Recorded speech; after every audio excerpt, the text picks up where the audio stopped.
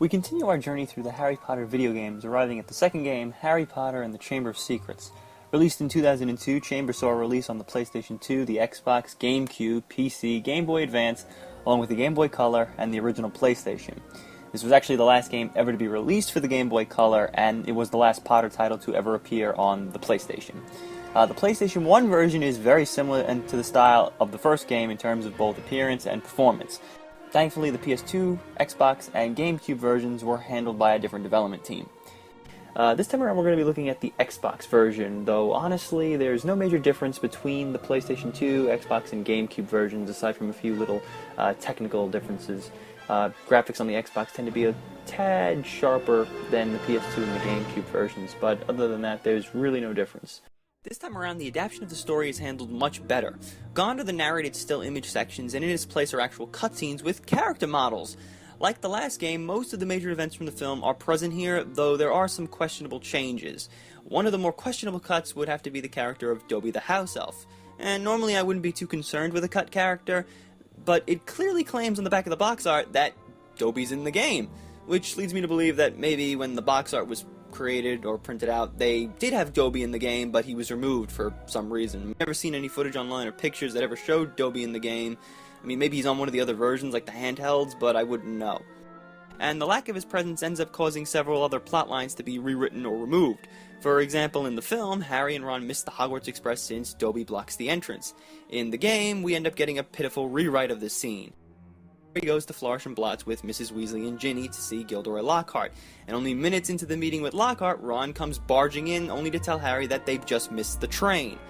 Well, that was nice of Ginny and Mrs. Weasley to just leave Harry and Ron behind. I mean, no point in telling them that they were about to miss the Hogwarts Express. I'm sure they can get there on their own. And connected to this, another major cut is the development of the Gilderoy Lockhart character. As I just mentioned, you meet him at the beginning of the game in Flourish and Blotts, and then again during your Defense Against the Dark Arts class with him, and then that's it. He doesn't appear after that class.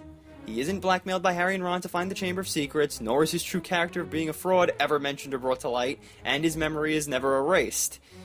He's just completely dropped from the story after the Defense Against the Dark Arts class. I mean, you could argue that this was them trying not to include a spoiler, maybe, or all of the spoilers, because I mean they do spoil other things from the ending, like who Tom Riddle really is and who opened the Chamber of Secrets, but what's the logic here, that if we don't reveal what happened to Gilderoy Lockhart, it's just one less spoiler? I mean, it's not a major, it's a spoiler, I get it. It's a spoiler to know what happens to Lockhart at the end, but I get the feeling that they just forgot about him. He's never seen again, never mentioned, never brought up. It's like he just was erased from the game. In fact, sometimes I forgot he was in the game.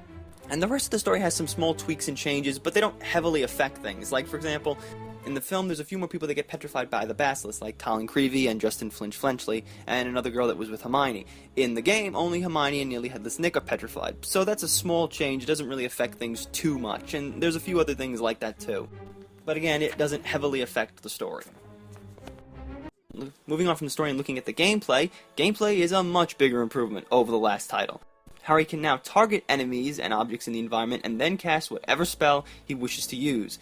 While targeting enemies, Harry can dodge and evade incoming attacks, and in addition to his auto jump that returns from the first game, you now have the ability to wall sneak, which can allow you to slip through small gaps and spaces and walk across very small ledges. The spells that you collect in this game are Flipendo, which is still used to attack creatures, Expelliarmus, which is used to send spells back at their caster, Defendo, which can cut down tapestries and rope, Lumos, which can be used to light up dark areas to find hidden passageways, Scourge, which can be used to remove ectoplasm, though I really don't want to know how ectoplasm got covered all around Hogwarts, Abafor, which now turns stones into birds, and finally, Incendio, which can now burn spiderwebs and light torches. All of the spells are now cast in the same way, in that all you have to do is assign a spell to a face button, and then simply press the button. It's a much more simplistic system than the entire button pressing thing you had to do in the last game, and this was the system that should have just been implemented full scale in the last game, as was done with the Flipendo spell in that title. Learning spells is also much more enjoyable and engaging this time around.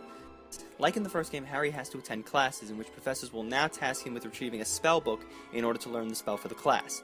Once Harry obtains the spell book, he'll face a small boss encounter, and then use the spell to escape back to the classroom. The only downside to these chambers are that they're a tad small and they only take a few minutes to complete. Though when compared to how spells were learned in the last game, this structure is better than nothing.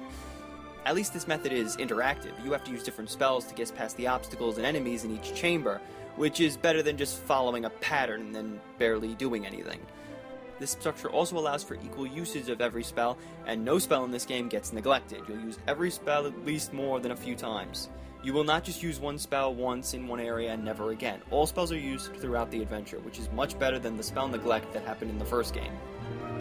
Based on everything I've said, everything seems to be going quite well for this sequel, but there are a few negatives to contend with.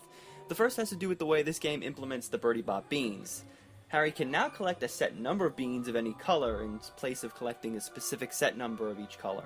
The beans are then used to buy objects from Fred and George's shop. The shop contains some cooler objects like the Alohomora spellbook and a larger bag for your beans, which you'll need in order to buy that spellbook, though most of the items are just wizard cards and potion vials. However, unlike the last game, Harry will now lose beans when he's hit by an enemy. The game is nice enough to let you pick up the beans that you've lost when you get hit, though in some cases another enemy can quickly hit you again, causing you to lose even more beans. Another issue that the game has is one type of enemy that the game introduces about halfway through the game.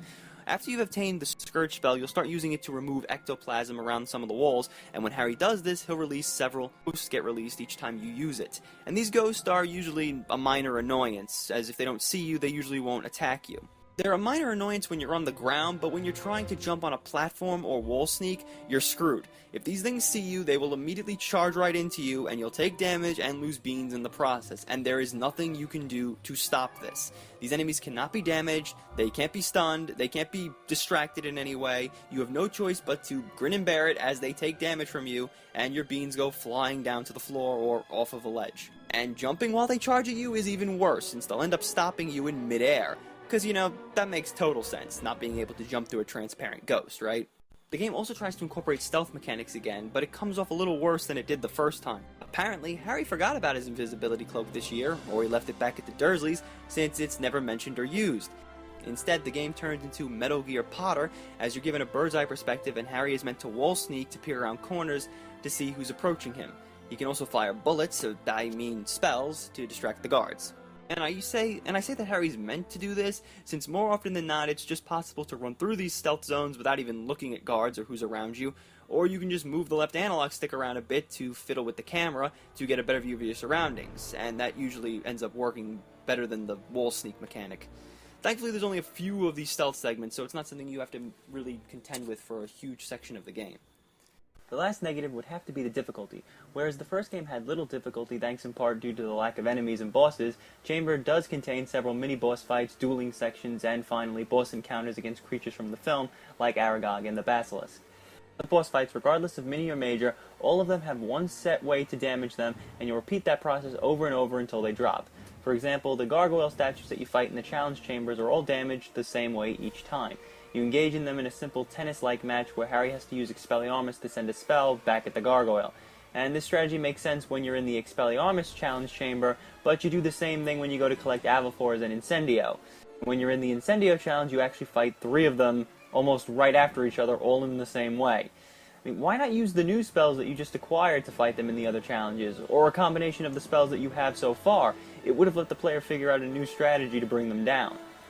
Major bosses like Aragog and the Basilisk are also brought down rather easily, but the Basilisk fight is even more drawn out than it needs to be in terms of simplicity. You have to pick up Godric Gryffindor's sword, then dodge the Basilisk spitting venom at you, and then shock him with the blade. Then the blade will go flying out of Harry's hand, and you'll have to pick it up again and repeat the process over. 5 more times. And each time you shock the Basilisk, he'll crawl back into a pipe and come out another one, wasting about a good minute or 2. And the Basilisk attacks never change over the course of the fight. In most games, well, good ones anyway, bosses tend to change up their moves as the fight goes on, but here the Basilisk relies on the same spinning venom trick each time. He just does it slightly longer each time after you've damaged him. These things are negative, they're not game-breaking, they're just things that sour an experience that for the most part is enjoyable and immersive.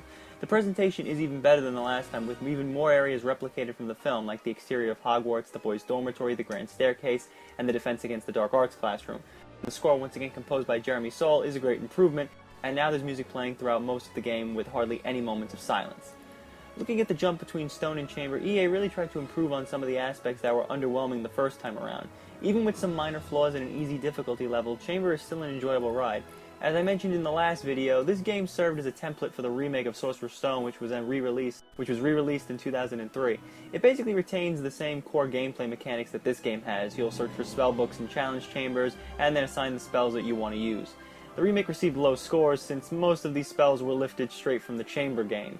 The remake is probably only better than the PS1 version since it plays more like its clearly superior sequel. So join us next time if we can see if EA is able to improve on the development from Chamber when we look at Harry Potter and the Prisoner of Azkaban.